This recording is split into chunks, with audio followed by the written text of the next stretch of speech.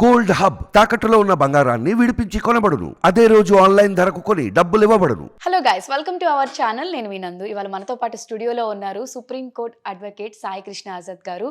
మరి ప్రెసెంట్ మనం యూట్యూబ్లో కానివ్వండి, రీల్స్లో కానివ్వండి, ఎక్కడ చూసినా ఒక ట్రెండింగ్ టాపిక్ గురించి ఎవరైనా మాట్లాడుతున్నారు అంటే అది ఆజాద్ గారే అని చెప్పుకోవచ్చు. మరి ఆయనతో మాట్లాడి మనకున్న డౌట్స్ అన్ని కూడా క్లారిఫై చేసుకుందాం. నమస్తే ఆజాద్. నమస్తే అండి. ఎలా ఉన్నారు? బాగున్నా మేడం. ఆజాద్ గారు, అంటే మీ దగ్గర ప్రతి ఇన్ఫర్మేషన్ ఫుల్ ఫ్లెడ్జ్డ్గా ఉంటుంది. సో మాకు చాలా డౌట్స్ ఉన్నాయి. సో వన్ బై వన్ ఒక్కొక్క క్వశ్చన్ నేను మిమ్మల్ని అడుగుతాను. తప్పకుండా మేడం. సో ప్రెసెంట్ ఇప్పుడు జరుగుతున్న సిచ్యువేషన్స్లో ఆఫ్టర్ కోవిడ్ తర్వాత సిచ్యువేషన్స్ మారిపోయాయి. చాలా మంది అప్పులు పాలయ్యి సూసైడ్లు చేసుకుంటున్నారు. అవునండి. అండ్ ఐపీ పెడితే సో కోర్టు కూడా డబ్బులు కట్టాలని ఫోర్స్ చేయదు, ఐపీ వల్ల సేవ్ అవుతారు జనాలు అని చెప్తూ ఉంటారు.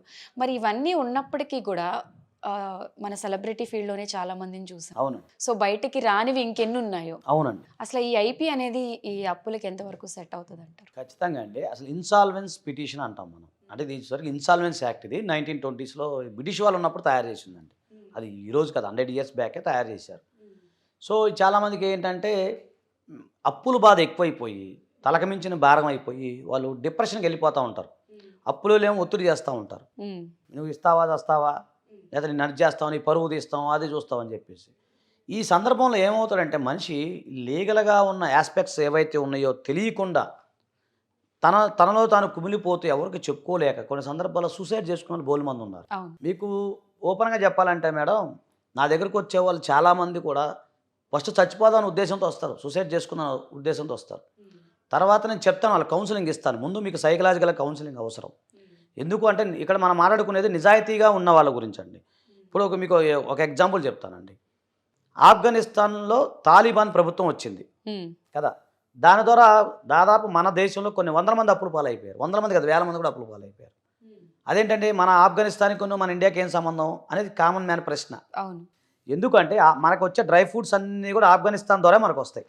అది బాదం కానీ పిస్తా కానీ ఏదైనా కానీ.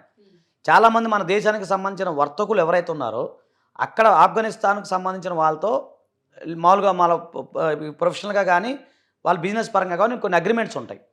సడన్గా ఏమైంది, ఆ పాత ప్రభుత్వం వెళ్ళిపోయి తాలిబాన్స్ రావడం వల్ల వాళ్ళ వ్యాపారస్తులందరూ చిందరమందరూ ఎటు వెళ్ళిపోయారో తెలియదు. సో ఆటోమేటిక్గా వీళ్ళు ఒక్క రోజులోనే పేదవాళ్ళు అయిపోయిన వాళ్ళు ఉన్నారు. మీకు అంతెందుకు మేడం, స్టాక్ ఎక్స్చేంజ్ మనం చూసుకుందాం. నైట్ కోటీసులు అయిన ఉన్నారు, నైట్ పేదవాళ్ళు అయిన వాళ్ళు ఉన్నారు. ఇది గోల్డ్ చూద్దాం. గోల్డ్లో కూడా గోల్డ్ ఇన్వెస్ట్మెంట్ పెట్టిన వాళ్ళు నైట్ ఉన్నోళ్ళు అయిపోయిన వాళ్ళు, తెల్లారి పేదవాళ్ళు అయిన వాళ్ళు ఉన్నారు. అంటే నేను ఇవన్నీ ఎందుకు చెప్తున్నాను అంటే ఇవన్నీ చూసేవాళ్ళు కామన్ మ్యాన్కి అర్థం అవుద్ది. ఎందుకు మీరు అన్నారు సెలబ్రిటీ సినీ పరిశ్రమల్లో సినిమాలు తీసి చేతులు కాల్చుకున్న వాళ్ళు ఉన్నారు పాపం. చాలామంది అధోగతి పాలైన వాళ్ళు ఉన్నారు. అంటే ఇది ఇంటెన్షనల్గా జరిగావు. సరే ఇంటెన్షనల్గా చేసే వాళ్ళ గురించి మనకి సంబంధం లేదు. అలా సడన్గా జరిగినప్పుడు చాలామంది డిప్రెషన్కి లోన్ అవుతూ ఉంటారు. ఇప్పుడు మీకు ఒక ఎగ్జాంపుల్ చెప్తాను మేడం. ఒక వ్యక్తి ఏం చేస్తాడు, ఒక ప్రాజెక్ట్ కోసం ఒక ప్రాజెక్ట్ తీసుకున్నాడు. అది గవర్నమెంట్కి సంబంధించిన ప్రాజెక్టు, ప్రైవేట్ సంబంధించిన ప్రాజెక్టు తీసుకుంటాడు. కొంత అమౌంట్ పెట్టుబడి పెడతాడు. ఆ లోపల ప్రాజెక్ట్ కంప్లీట్ కాదు. ఆ సందర్భంలో ఏమవుతుంది, వేరే వాళ్ళ దగ్గర తీసుకుంటాడు. అక్కడి నుంచి మళ్ళీ ఆ అప్పు తీర్చడం కోసం వేరే వాళ్ళ దగ్గర తీసుకుంటాడు. అక్కడి నుంచి ఇంకో వాళ్ళ దగ్గర తీసుకుంటాడు. ఇంకోటి వడ్డీలు కూడా మామూలు వడ్డీలు ఉండవండి. మా దృష్టికి వచ్చినవి ఏంటంటే నిజాయితీగా చెప్పాలంటే 100కి 10 రూపాయలు 20 రూపాయల వడ్డీలు కూడా తీసుకున్న వాళ్ళు ఉన్నారు. 100కి 10 రూపాయలు 10, 20 అలా నడుస్తున్నాయండి. ఆ సందర్భంలో వీళ్ళు అప్పుల పాలక ఏమవుతారండి, 1 లక్ష రూపాయలు తీసుకున్నాడు 20 రూపాయలు వడ్డీ అంటే 20,000 చూస్తా నెల అయిపోతుంటుంది. దాన్ని తీర్చడం కోసం ఇంకో దగ్గర వెళ్తుంటారు. వీళ్ళు ఎప్పుడైనా ఏమవుతుంది ఇలాగా అవుతుంది. అంటే నేను అన్నది ప్రాక్టికల్ నాలెడ్జ్ చెప్తాను.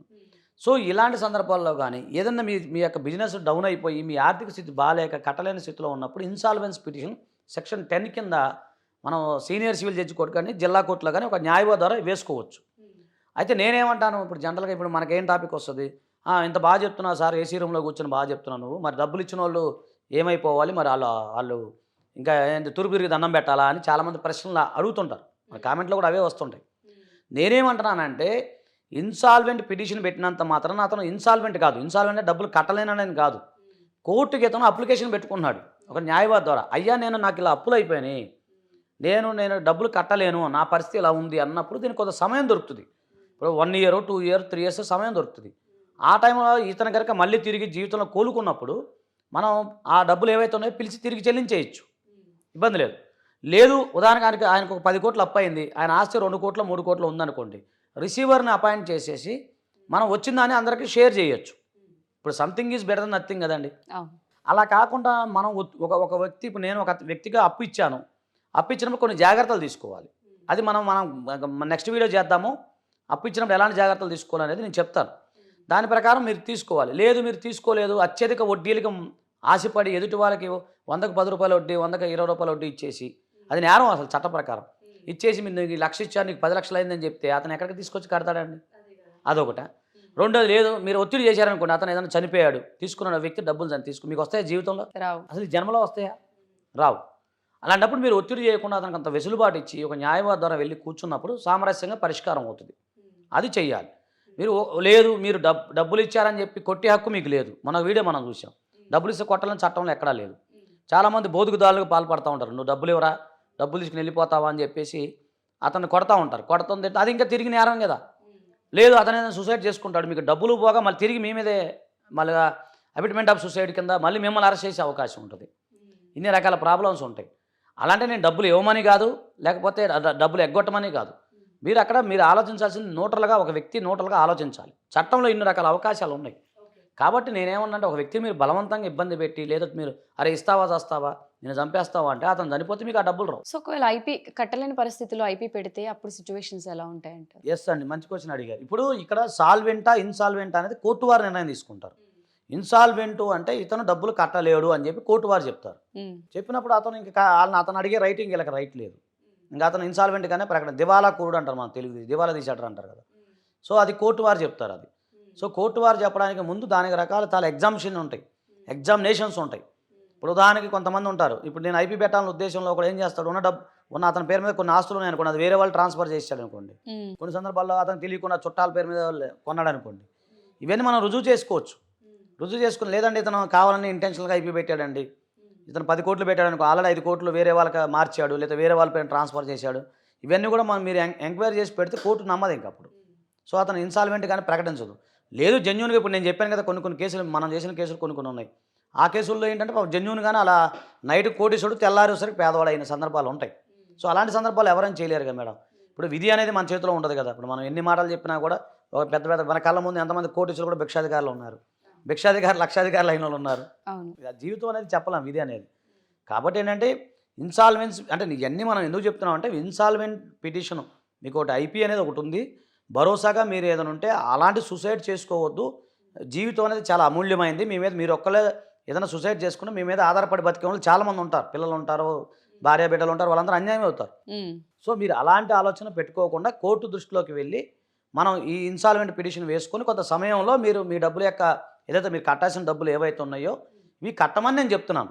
సో ఇన్ని రకాల అవకాశాలు ఉంటాయి. సో లీగల్గా మీరు దాన్ని ఆలోచించుకోనివ్వండి, లీగల్గా మంచి అడ్వకేట్ని కలవండి, లీగల్గా దానికి సమస్యకు పరిష్కారం ఆలోచించుకుంటే తప్ప అన్నిటికీ చావే పరిష్కారం కాదు అనేది నా యొక్క అభిప్రాయం అండి. మన సారాంశం కూడా అదే కదా. ఈ వీడియో చూసి ఒకరు బతికినా చాలు కదా, మంచి పుణ్యమే కదండి మనకి. మనం చదువుకున్న చదువుకి ఒక న్యాయం చేసిన వాళ్ళు అవుతాం కదా. అంతే తప్ప డబ్బులు ఎగ్గొట్టమని కాదు, లేకపోతే ఎవరిని ఇబ్బంది పడమని కాదు. ఎదుటి వాళ్ళు ఆయన బాధపడకూడదు, ఇతను ప్రాణాన్ని కాపాడాలనేది మన ఉద్దేశం. సో ఐపీ అనే దాని గురించి చాలా మందికి అంటే క్లియర్ ఇన్ఫర్మేషన్ తెలియదు. మీరు ఫుల్ ఫ్లెడ్జ్డ్ ఇన్ఫర్మేషన్ ఇచ్చేస్తారు. Thank you so much Azad గారు.